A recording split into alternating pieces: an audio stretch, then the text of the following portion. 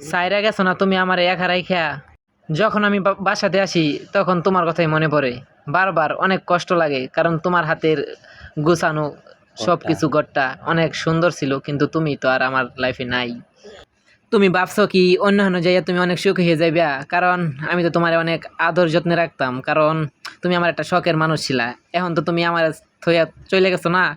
আচ্ছা, তোমার কপাল তুমি খাইছো, তাতে আমার কোনো মাথা ব্যথা নাই এখন। কারণ তোমার তো দুর্ভাগ্য, কি করার, তোমার কপালে হয়তো ছিল না।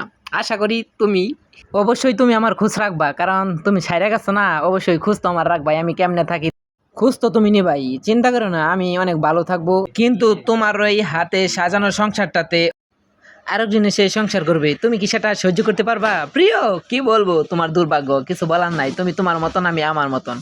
তবে ভবিষ্যতেও আমার এই সুন্দর সংসারে চোখ বুলানোর চেষ্টা করবে না। কাঁটা চামচ দিয়া চোখগুলা আমি আর আমার বউ মিলে তুইলা মার্বল খেলমু, বুঝো না এই ব্যাপারটা? আমার নতুন সংসারে বলেও তুমি চোখ দিবা না। ধন্যবাদ বন্ধুরা, ভিডিওটি ভালো লাগলে সাবস্ক্রাইব করে পাশে থাকবেন। আর কিছু বলবো না, আপনারা কমেন্টে বলে যাবেন।